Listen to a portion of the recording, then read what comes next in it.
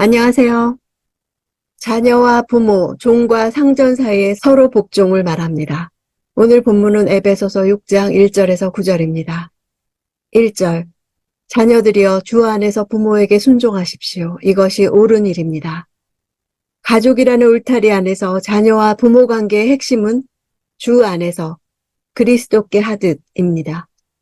예수 안에 모든 것이 새로워진 관계에서 발생하는 상호 의무와 책임의 성격은 당시 보편적 가족 관계에서 볼 수 있는 것과는 차원이 달랐습니다. 1세기 로마 사회에서 자녀들이 부모에게 순종하는 것은 사회적 전통과 관습이자 의무였습니다. 하지만 바울은 주 안에서라는 표현으로 순종의 성격을 규정합니다. 사회적 통념에 근거해서가 아니라 하나님의 질서와 법칙이 그렇기 때문입니다. 바울은 관계에서 아랫사람인 자녀들에게 먼저 말합니다. 여기서 자녀들은 아직 집에 머물러 있는 자녀들입니다. 그들은 여전히 양육을 받고 교훈과 훈계를 받으며 결혼해서 집을 떠나기 전입니다. 바울이 지금 자녀들이여 하고 자녀들에게 직접 말하는 것은 공동체가 예배드리는 자리에 그들이 있다는 것을 말해줍니다. 자녀의 부모에 대한 순종이 주 안에서 이루어져야 한다는 의미는 먼저 부모를 순종하라는 계명을 주께서 주셨기 때문에 순종해야 한다는 것입니다. 2, 3절 내 아버지와 어머니를 공경하라.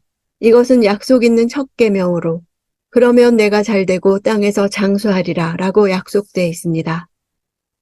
공경이란 단어는 어떤 일에 가치를 두다라는 뜻이 있습니다. 부모의 교훈과 훈계에 가치를 둔다는 뜻입니다.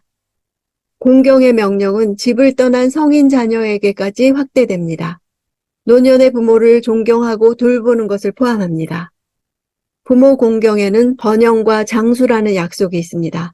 땅에서라는 말이 붙으므로 영적으로뿐 아니라 이 세상에서의 번영과 장수 약속입니다. 잘된다 하는 시제와 장수하리라 시제는 다릅니다.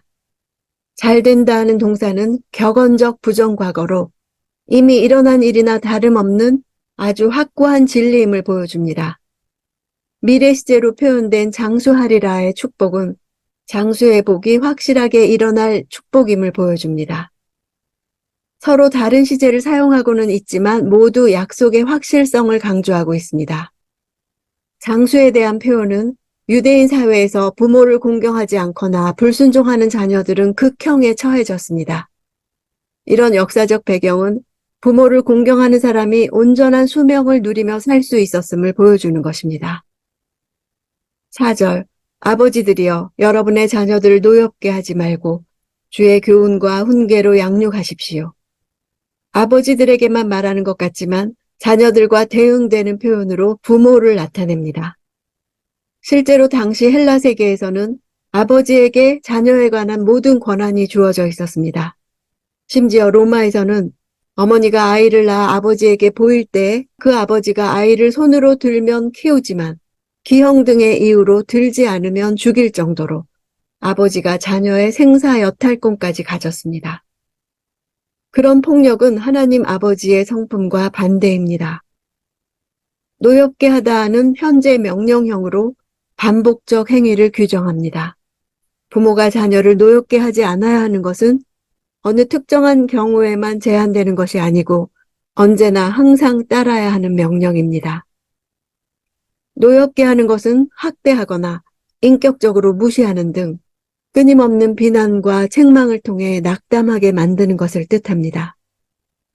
교훈을 뜻하는 단어 파이데이아의 어근에서 파이스가 아이를 뜻합니다. 아이들의 훈련과 교육이라는 뜻이며 징계를 받는다는 개념도 포함되어 있습니다. 교훈이 삶 전반에 걸친 가르침을 포함하는 반면 훈계는 보다 좁은 의미에서 내면의 양육에 초점이 있습니다. 훈계라는 단어 안에 마음을 뜻하는 단어가 포함되어 있습니다. 양육하라는 앞에서 아내가 남편의 사랑과 보호 아래 온전해지는 것과 평행해서 자녀들이 부모의 사랑과 보호 아래 온전해진다는 것입니다. 5절 종들이여 육신의 주인에게 순종하기를 두려움과 떨림과 성실한 마음으로 주께 하듯 하십시오.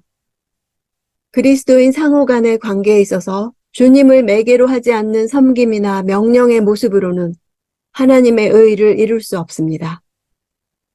두려움과 떨림은 바울이 빌립보 교회에 보낸 서신에서 두렵고 떨림으로 너희 구원을 이루라고 말한 것에서 보듯이 종들은 주인을 섬기되 마치 주님 앞에서 두려움과 떨림으로 자기 구원을 조심스럽게 이루어가는 것과 같은 자세로 섬기라고 말하는 것입니다. 그리스도가 육체의 주인에 대한 순종의 기준이 되는 것은 쉽게 순종하기 힘든 내용입니다. 그러나 그리스도는 주종 관계에서만이 아니라 부부 관계에 있어서나 부모 자식 간의 관계에 있어서도 기준이 되십니다. 바울의 그리스도 중심적인 사고는 모든 일과 모든 관계를 오직 그리스도를 중심으로 하도록 권면하고 있습니다. 6절 사람을 즐겁게 하는 사람들처럼 눈가림만 하지 말고 그리스도의 종들처럼 마음으로 하나님의 뜻을 행하고 눈가림은 눈과 일의 합성 명사입니다. 즉, 눈 가린 일이란 뜻입니다. 종들이 주인의 눈에 보일 때만 일을 하며 다만 비유를 맞추는데 급급한 불성실과 연결됩니다. 바울은 그들의 섬김이 더 큰 목적 아래서 의미를 갖는다는 사실을 말해줍니다. 그들의 섬김과 복종이 그리스도의 종으로서 하나님의 뜻을 행하는 일이라는 것입니다. 이는 사람이 아닌 하나님을 기쁘게 하는 삶입니다. 당시 로마시 자체에만 도시 전 인구의 3분의 1에 해당하는 20-30만 가량의 공인된 노예들이 있었습니다. 교회 공동체에 있어서도 먼저 회심한 그리스도인의 대부분은 노예 계급이었습니다. 이러한 노예 그리스도인들이 하나님을 섬긴다고 하면서 자신의 주인을 성실하게 섬기지 않으면 오히려 그들은 복음 전파에 장애가 될 수 있었습니다. 7, 8절 성실히 섬기되 주를 섬기듯 하고 사람에게 하듯 하지 마십시오. 이는 종이든 자유인이든 모든 사람이 무슨 선을 행하면 주께로부터 다시 이것을 받을 줄 알기 때문입니다. 주를 섬기듯 하라는 표현은 예수를 주인으로 섬길 때 어떤 부도덕과 불성실이 개입될 수 없습니다. 사람에게 베푼 선행이나 봉사나 수고가 결국 하나님에게 한 것으로 여겨져 그분에게 보상을 받는다는 바울의 사상을 잘 드러내줍니다. 보상을 받는다 하는 동사는 종말론적 심판의 때를 암시합니다. 그때 하나님이 성도의 행위를 판단하고 보상하실 것입니다. 사람으로부터 섬김을 받으러 오신 것이 아니고 사람을 섬기기 위해 이 땅에 오신 예수 그리스도의 성육신의 목적과도 정확히 일치하는 메시지입니다. 9절 주인들이여 여러분도 협박을 그치고 종들에게 그와 같이 행하십시오. 이는 여러분이 알다시피 그들과 여러분의 주가 하늘에 계시며 주는 사람을 외모로 판단하시지 않기 때문입니다. 대부분의 노예는 재산이나 도구로 여겨졌으며 인격적 고려 대상이 아니었습니다. 주인의 관심은 노예들을 어떻게 다스리고 관리하느냐에 있었습니다. 주인의 재산권 보호 차원에서 도망친 노예라든지 소요를 일으키는 노예들에 대해 폭력, 감금, 사형 등 강력한 처벌 규정만이 작동하던 사회였습니다. 불합리한 처우 속에 종들은 꾀를 부리거나 불성실한 태도를 보이는 것이 일반적이었습니다. 그런 때 바울은 주인은 종들에게 당시 일상이던 폭력을 그치고 인격적으로 대해야 한다고 하는 것입니다. 그들의 주가 하늘에 계시기 때문입니다. 육신적으로는 종의 주인이지만 영적으로 그들의 주인은 주님이십니다. 법적 주인인 그들도 영적으로는 주님의 동일한 종들입니다.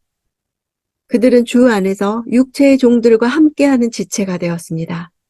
협박이란 종들의 충성도에 대한 동기부여를 부정적으로 하는 것을 말합니다.